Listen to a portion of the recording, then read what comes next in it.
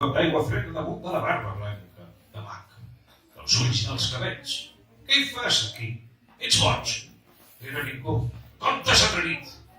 Les teves tietes em van convidar. No sabia que em deia. Estava estirat a terra i ningú em mirava.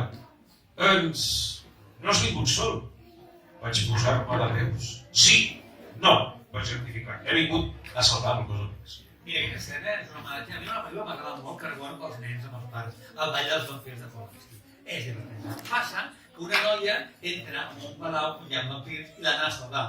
Hi ha molts moments dels llibres. En aquest cas, les clientes han enviat una invitació, el zombi no ho sap, i arriben allí en quin van, i el zombi, que li diuen ningú, no té nom, doncs les haurà de salvar realment dels zombis adults que s'uneixen carn humana, no? I perquè aquí parlo per nens, però hi ha molt de subtext, molta història. Parlo dels negrers, parlo de l'Antonio López i López, parlo de Xifré, persones que van ser grans fortunes, ara va sonar per sempre de l'Estat, no? Però Antonio López i López, que és un del llibre com a adults, un fàcil personatge, escolta, era el negrer de carn humana més important de la història. Hi ha un llibre a la biblioteca de Barcelona, no es pot treure, així pel seu cunyat.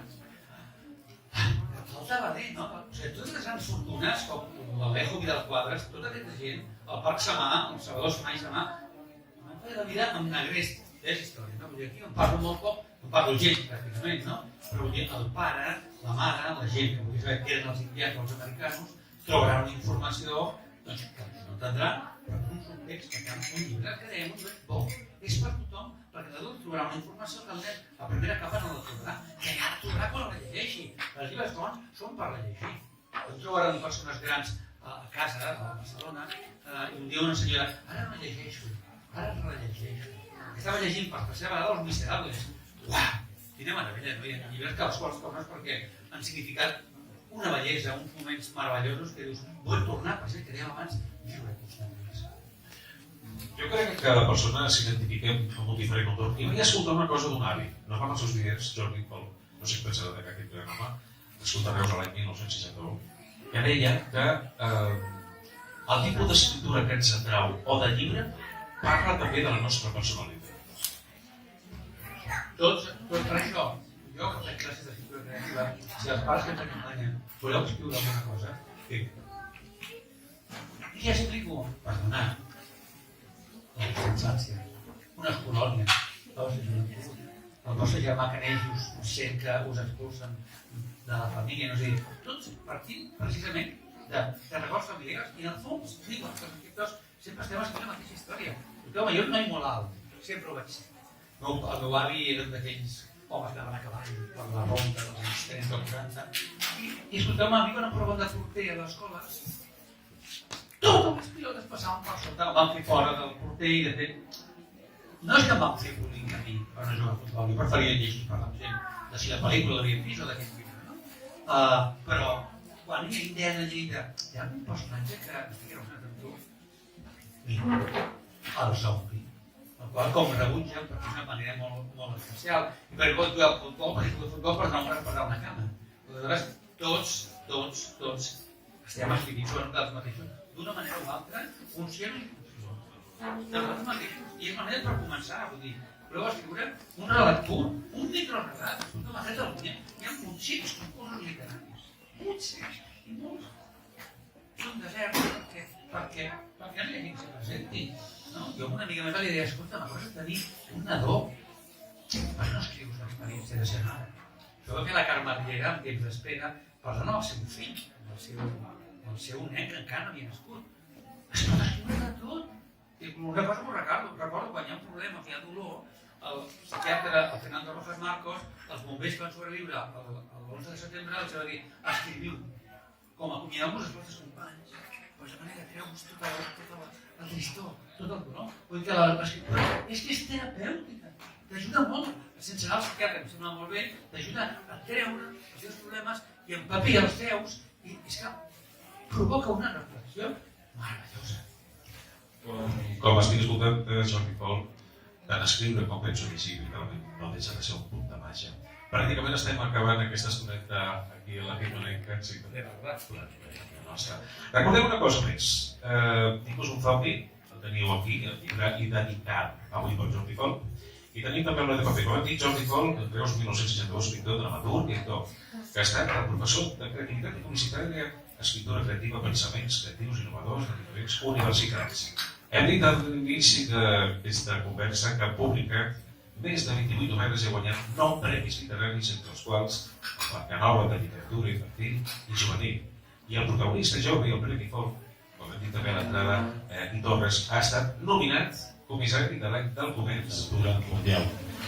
El Jordi, literalment, amb aquest gran llibre, ens dona què pensar i ens diu que mai hem de deixar de ser nens, no? Gràcies a aquest treball, amb noi de paper, aquesta habilitat de transformar-se en qualsevol cosa, en un vaixell, en un avió, en una flor, per sobreviure al nostre món governat per aquesta aparença simplement material. Realment és un llibre que jo m'he donat un ull. Vamos, jo ho recomano literalment a tothom. Com va sorgir la idea inicial de l'organització activitat? Mira, el meu fill em diu això, adéu papa paperet, i em diu, per què no escrius la història d'un papa de paper? I no és pare, sinó és un infant. Tot comença perquè hi ha un matrimoni de llibreters a Praga, una ciutat que adoro, que pensen que la llibreria l'han de tancar perquè no han tingut descendència. I un dia entra per la finestra un ocell de paper que escolta el plany dels llibreters i com és un ocell particularment màgic, se'n va a parlar amb els grans llibres de la filosofia, de la literatura, de les humanitats, i de sobte els llibres s'obren, i Aristòtil, Kant, Dickens, i d'aquí com uns fulls de paper, d'aquells fulls de paper sortirà un nen que plora confeti i té serpentines per cabell. És un nen terriblement intel·ligent, però és de paper, és de feble, és molt feble. I un dia passa que a l'escola, es porten un nen a una escola de nens prodigis, un marrec se li apropa un misto, perquè això passa entre infants, són molt cruels de vegades, i aleshores ell, per defensar-se, descobreix que es pot convertir en el que vulgui a través de l'art de la papiroflexia, de l'origami.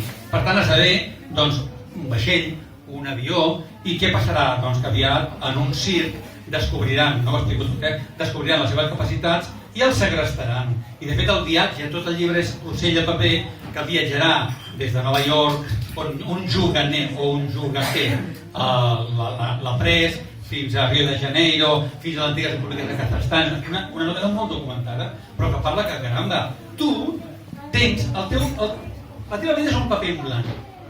Què escrius? Què hi queixes? Què hi poses al teu guió? És molt important, no?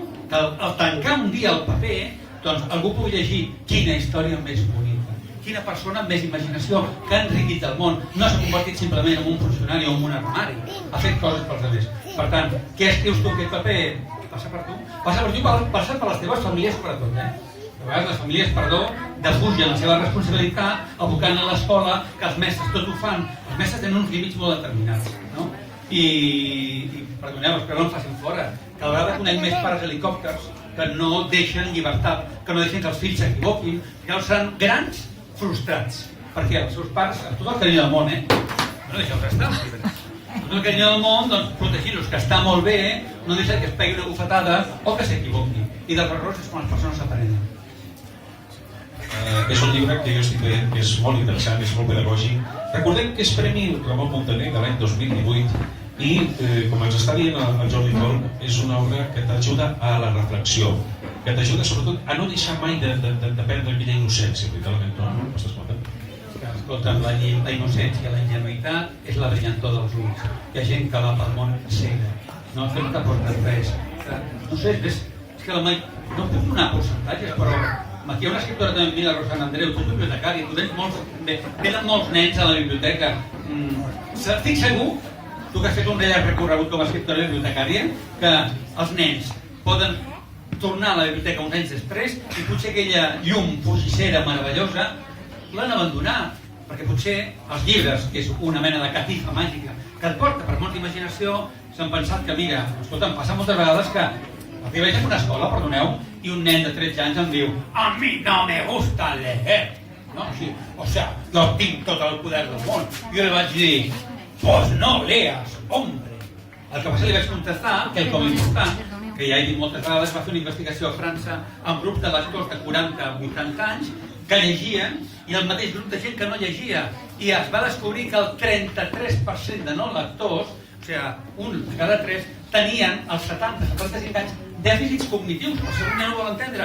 Es feien les coses damunt moltes vegades. Per què? Perquè llegir, l'atenció, la concentració, fa que les teves neurones arriben a edat venerable doncs, en certes condicions. Aleshores, el títol de la investigació era "Els llibres s'han de vendre en farmàcies també". Aleshores, quan tu veus que hi ha uns ulls foscos o no hi ha aquella brillantor, és que la innocència i la tendresa l'ha perdut. Mira què passa a Petit Príncep. Dibújame un cordero, i aquell vídeo li dibuix un bé, no, així no, i acaba dibuixant una caixa, és imaginació, amb el bé dormir tranquil. Tot es pot fer i mirar de moltes maneres, però necessites el consol, l'alegria i la força de la creativitat, de la imaginació. Que sabeu què passa, per tota la resposta tan ràpida o tan llarga, que la creativitat moltes vegades és per pintors, és per escriptors, és per artistes plàstics. No, els sociòlegs, tornem-hi, els polítics, els enginyers, els mestres, els pares, tots necessiten creativitat per mirar-se les coses d'una manera diferent. I on s'ensenya? Obrir els ulls, obrir les orelles i ser una mica infant, fer una mica ridícul, no passa res. Com tu dius, no passa res, i me quedo també amb una cosa que acabes de comentar ara mateix, al Vitol, aquí aquesta tarda de la Piconenca, la trobada del llibre, que deies que les farmacèutiques haurien de tenir llibres. Haurien de vendre llibres perquè és allò quan tu vas a buscar quan tens un mal de cap, però el mal de punteria no te la dones que el tens, no? I que alguns te'l diuen. Per tant, les farmàcies, no fem ara aquí no fem la competència de llibreries que prou feina en tenen, no? Per l'accés de les tecnologies que ho està destrossant tot, però caramba, escolta, són medicaments, els llibres, pels mals d'ànima i els mals de cor. Mireu, hi ha una cosa, perdoneu, que es diu biblioteràpia. A la Segona Guerra Mundial, els soldats que tenien problemes físics, havien perdut una cama o tenien, els faltava un ull perquè havien tingut un problema, els recomanaven uns llibres determinats per ajudar-los. Escolteu-me, com és que això de la biblioteràpia és una teràpia no existeix ara? Tan difícil seria col·locar a la contraportada d'un llibre dir, mira, pel naixement del segon germà, del príncep destronat, aquest llibre et pot ajudar, mira, per una depressió o per mals d'amor, aquest llibre et pot aportar una solució. Moltes vegades veient els problemes dels altres, tu prens referències per tu. Ningú no parla de la biblioteràpia, està parlant de la teràpia. I un llibre et pot ajudar a entendre les coses d'una manera determinada que no pas una conversa, perquè aquella persona que ha escrit aquell llibre doncs, té una experiència, té una documentació que et pot ajudar, com un flascó de píndoles, que no pas una conversa així de parlo de perruqueria. Seguim aquí a la Vila de Llibre. I he agafat una pàgina a l'atzar, perquè m'agrada molt llegir, i és el vestit nou de l'emperador, és el capítol número 13, que es troba a la pàgina 144. Diu, l'Anna Maria era una nena pobra, òrfana, de part que s'havia criat als barris més units de São Paulo, al Brasil. De petita va viure una favela en una casa també construïda amb fustes i diaris, amb cortines fetes de paper. Sol casament era una nena amb imaginació i li agradava passar el temps fent vestits retallables de nens. El que explico és que nosaltres, que vam néixer l'any 60, vam tenir una infància molt feliç. Jugàvem als carrers de les classes. No? Mira, perdona que faig un embolic ara d'un altre llibre, però és que el que explico en Ningú és un zombi, precisament, si ho trobo, no ho trobaré ara, però parla d'això. És a dir, vam tenir la sort de que no es viu una cadena de televisió, als anys 60, jo vam néixer a l'UHF, no? Teníem molt més temps lliure. Ara tens totes les privades i les públiques. Tens la consola, tens la Play, tens el telèfon mòbil, tens de tot. És a dir, quan et pots trobar tu mateix, i això ara vinculo un llibre d'en Sèneca que es va titular de nou Lecciones per un hombre ocupado, que el ser humà va sempre amb una velocitat extraordinària per no aturar-se i preguntar, escolta, què estic fent? El meu matrimoni és el que jo necessito, la meva feina l'he de canviar, vull dir, la gent té por de fer canvis, no? Aleshores, què vull dir això? Que la gent que vam tenir pocs mitjans tenim molta més imaginació perquè ara la imaginació te la trenca per tot arreu, no? I és molt difícil, tu estàs llegint un llibre, qualsevol persona, Jo acostumo a tancar el telèfon, perquè per una qüestió de dignitat meva, però tu estàs llegint un llibre i tira el WhatsApp. Senyor, la senyora que t'ha enviat un missatge, per molt que tu estiguis llegint Nabokov, que és un animal, que és una meravella, o Dickens, o el Paul Auster, o la Rosana Andreu, té més poder que no pas el teu llibre que estàs llegint, que és meravellós, que li ha costat mesos. Què estem fent? O sigui, ens estem convertint en persones que realment fragmentem la nostra atenció i així no t'acabarà mai cap llibre, perquè estàs tallant contínuament.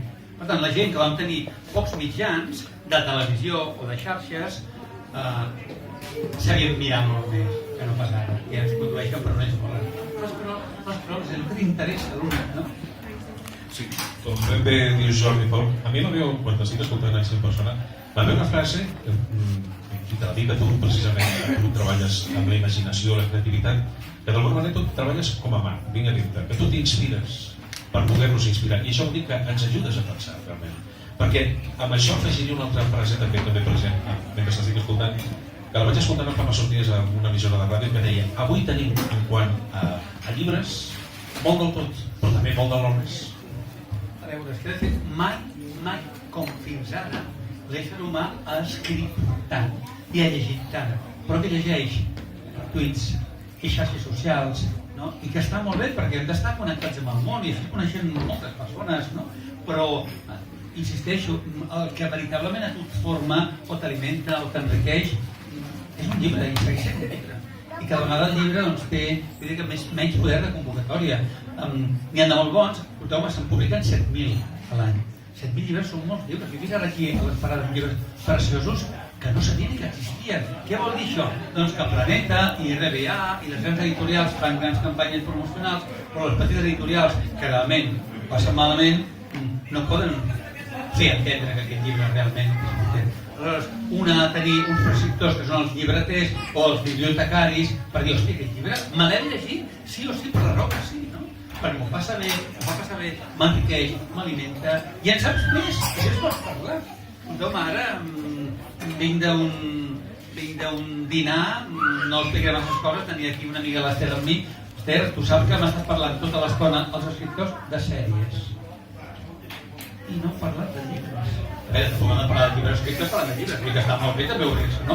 Però jo pensava dir, escolta'm, tu m'explica'm quins són els llibres interessants, que està molt bé la sèrie, que les veurem tots. Ai, que recorda ben de Juego de Tronos! Ai, que bé, no me'n perdré, no? Però escolta'm, jo de vegades he anat amb converses i no vull dir res per dir la ficció, no? I no, a la mitja hora, 40 minuts, parlant de sèries fantàstiques.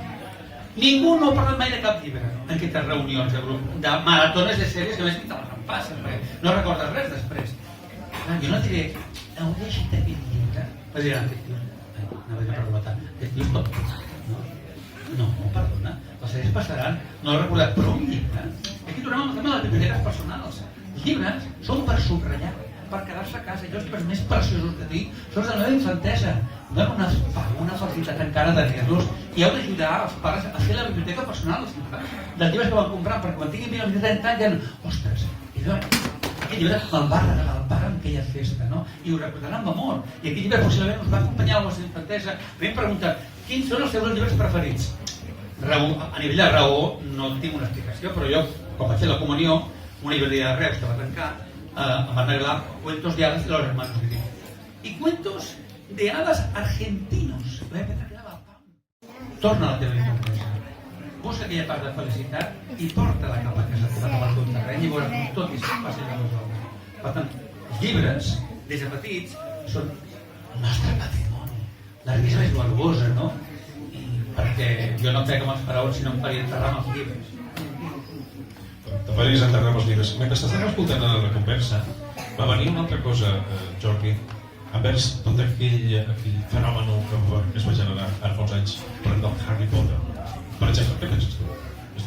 Mira, la gent ha de llegir. El meu fill, per exemple, no era lector, i devorava les 900 pàgines que dinava i sopava d'aquella manera perquè estava... M'encanta. A més, la Saga Rowling ha creat un univers que ja voldria crear un lloc. El que passa és que la Saga Rowling és l'única al món, 410 milions d'exemplars venut, és la segona fortuna d'Anglaterra per damunt de la reina, està molt bé la resta d'escriptors. Escolteu-me, la gent no ho sap, els escriptors guanyen un 10% del llibre.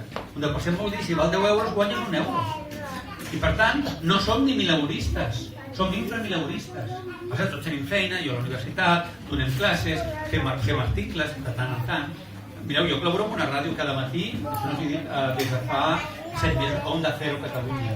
Cada setmana vaig al teatre, miro 2 obres i les comento. Pregunteu-me què cobro per aquesta col·laboració. 0.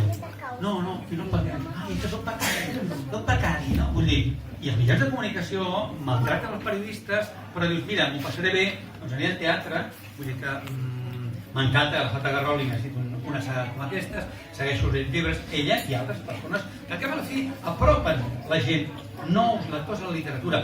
Quan es va acabar el Harry Potter, i ara què llegirem? I ara què llegirem? Escolta'm, tu, que hi ha el Philip Pullman, Luces en el Norte, que m'encanten.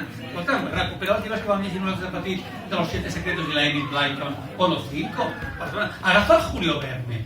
Julio Verne, quines descripcions més llargues. Jo em vaig devorar els llibres de Julio Verne, los Grites Viñas de la Begún, de la viaje al fondo del mar, 5 semanas, perdón, 8 en globo, el desaventura excéntrico.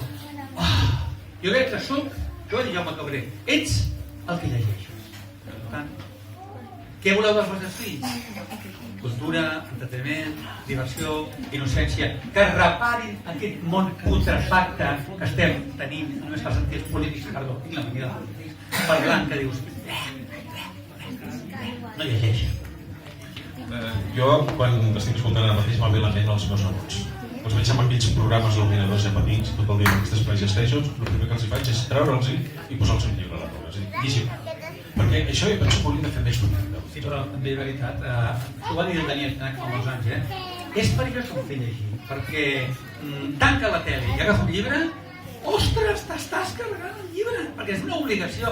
Un llibre mai és una obligació, ha de ser un plaer, no? Per tant, anem en compte com fem les coses, que tanca l'ordinador, fas molt bé, mira altres maneres de divertir-te.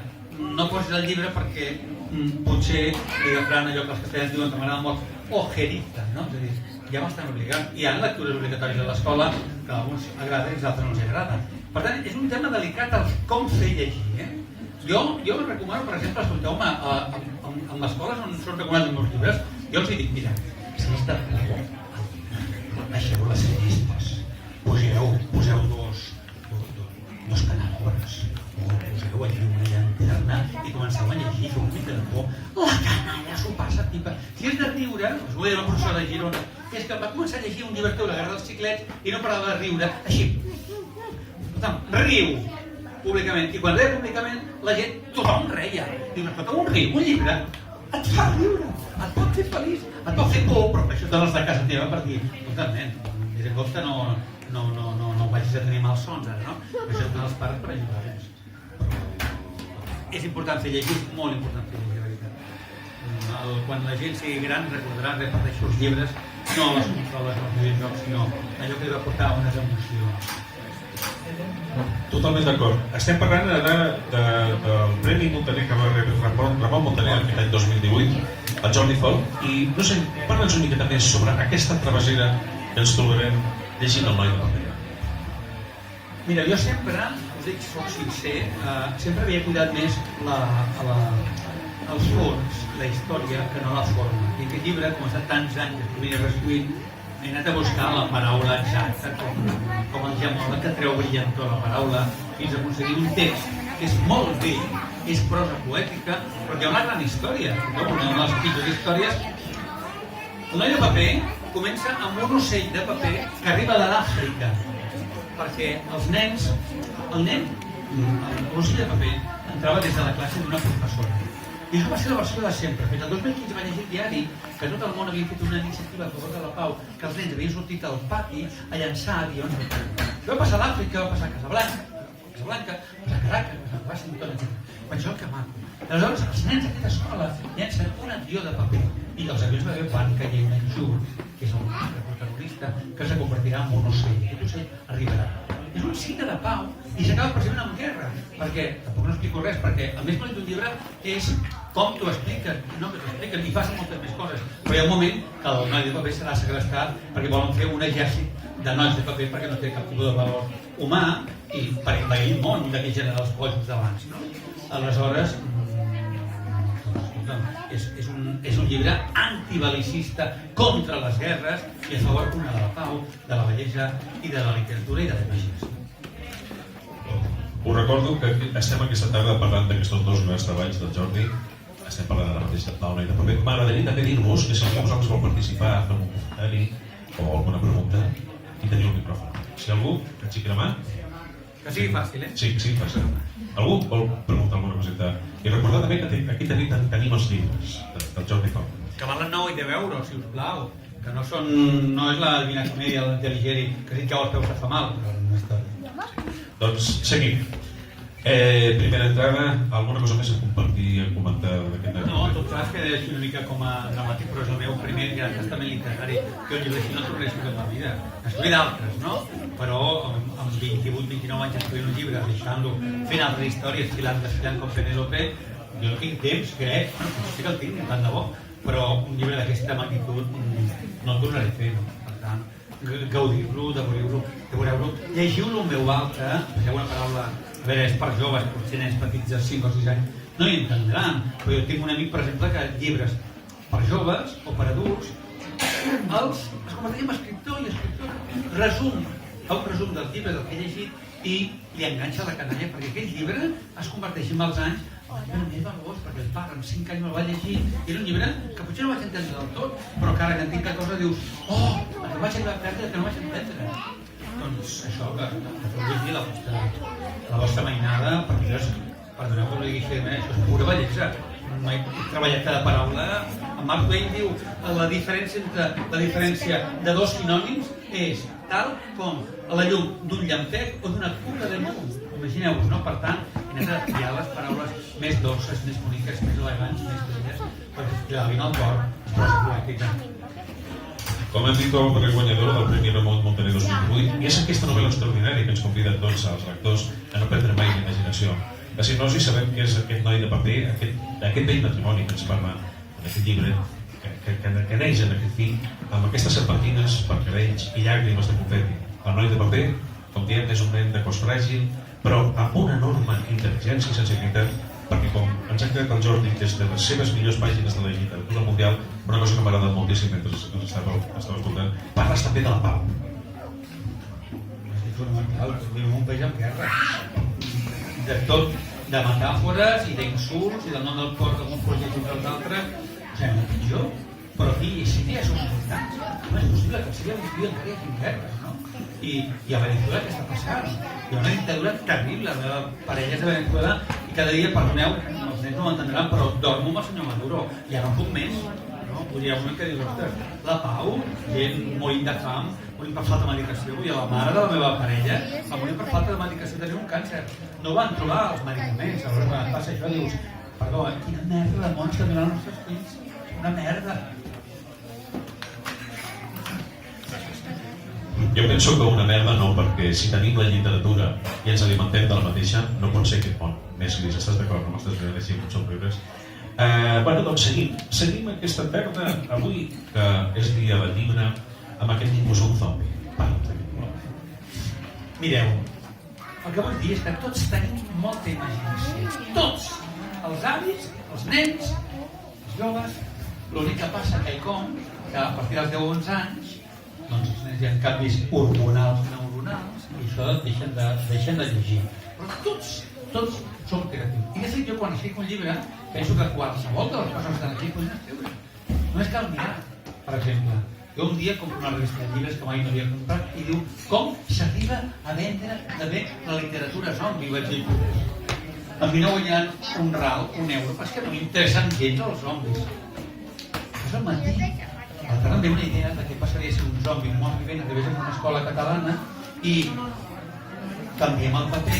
Els nens li fan la vida impossible. És el monstre bo, és el Frankenstein. I el problema són els nens. A partir d'aquesta premissa, doncs, si és un llibre... A més, jo t'ho dic, per què de Polònia? Doncs perquè la gent que parlem català ens diuen que són polars. I m'ha fet molta gràcia, no vaig dir al correu, posa de...